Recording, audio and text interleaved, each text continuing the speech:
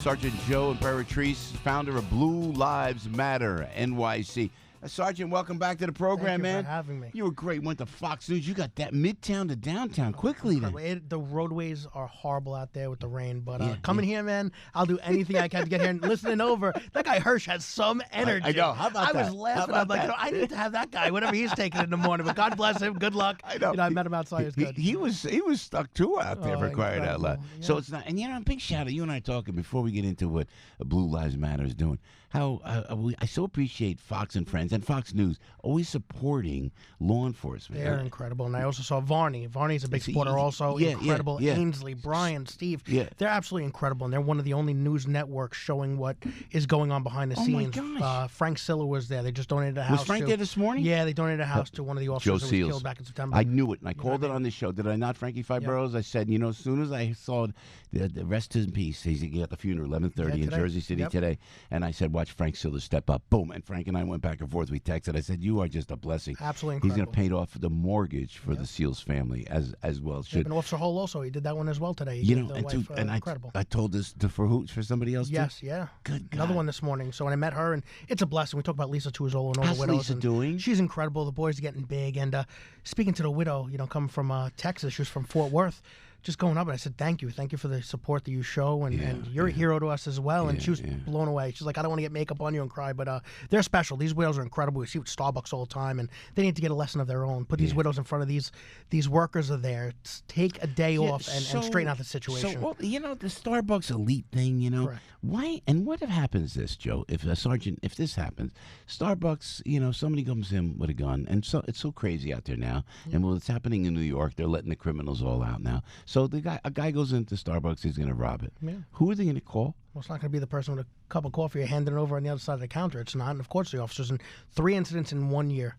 3 incidents. 1, asking the officers to leave. 2, writing a pig on the side of the cup. And 3, make believe that the officers weren't even there. And they forget that these people are human behind that uniform of theirs. And they just want to go get a cup of coffee and start their day. And, obviously it's an epidemic because this is happening nationally all over with Starbucks. And something's got to change. They got to step up. And you know what I don't like, Joe? I don't like how they just release a statement. Have a CEO come out in front of the camera and be genuine. Exactly. Around the police department. And maybe even here, you have signs for equal employment opportunity, that you can't discriminate. You have sexual harassment. Put up signs in the back where Starbucks is, and the workers are and say, we're going to treat everyone fairly, and if not, you'll be terminated. And don't suspend them. Get them the heck out of there. Let's possibly have them come back, and that's not the way you handle it. And maybe Starbucks makes a huge donation to the Police Athletic League. Absolutely. With police foundations or memorials or something like that, or Blue Lives Matters for crying out loud. That'd be incredible. We would take it and put it to good use. Yeah, the way you do it like that. And Lisa's doing good, though, because what a courageous woman she is. And then we were at the Mitchell Modell Gives Back as well with the United States Marine Corps Law Enforcement Foundation. This foundation. Yes, sir. So, and we're talking to Joe Imperatrice from Blue Lives Matter. This is in NYC. This is a great organization. But we met some of the widows there of the FBI, for example, who lost the Marines, who lost them. You can't even. I was flown out to Dallas a couple weeks ago. And I spoke in front of the widows out there, 20 families in Dallas, and I remember going on Fox not too long ago and having to do the story about the 5 Dallas officers shot and killed, and a couple of those widows were there. I met a family, the Hunter family, and their loved one was killed 15 years ago. So it's so special. And Joe, you remember we had that special girl, little Abigail Arias, come on. She ended up passing at the beginning of November. So. Joe, thanks for bringing it up. I meant to say thanks. The pictures went out, and then we saw that she passed away. But boy, oh boy, this is a girl. Tell us the story of Abigail first.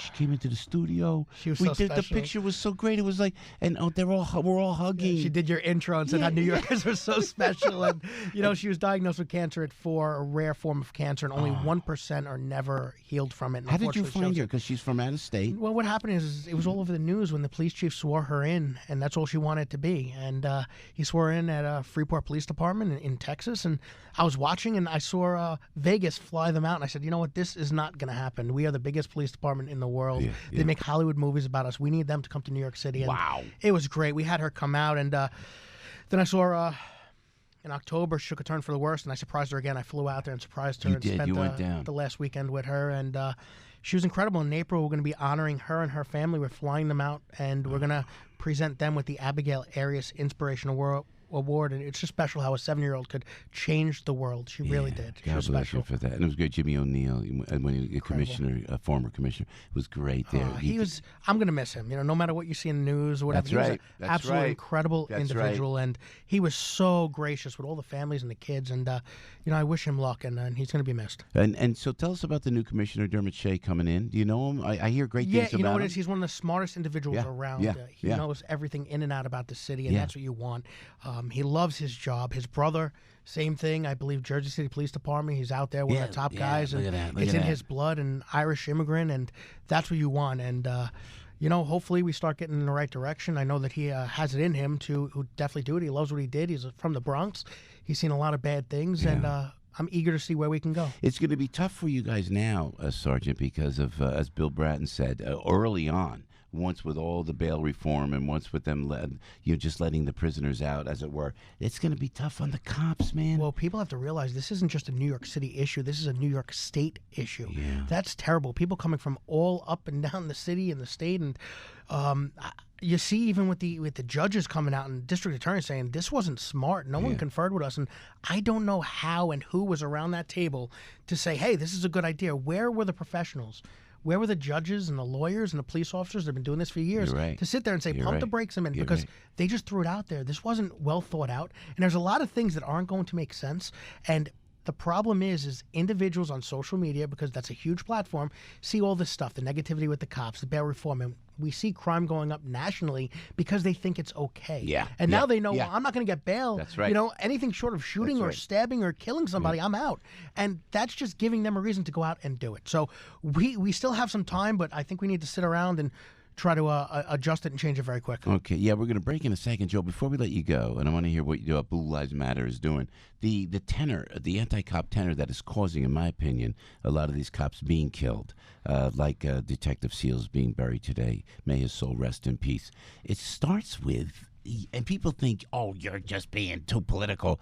A guy in the NFL wearing socks depicting the police as pigs, and then no one, just them allowing that to happen. Just say this all the time. If people just nipped things in the butt when it first started and stopped giving them the airtime and a platform, it wouldn't be going around as much as it is, and we can stop it. Yeah. It also doesn't help the politicians that are going out there not backing the police, and it starts with morale. It starts with the top brass all the way down to the police officers, and we need to support one another, because at the end of the day, all we have is each other. That's exactly right. Chaz Palminteri helps out. What events are absolutely incredible? You got some events coming up with Chaz? Yes, sir. So up in April, we're actually going to be honoring Chaz. Great. He does a lot of work. You know, with his Child Reach he's Foundation, the man. and He loves the NYPD. Technical Endowment Association, and what he did with us.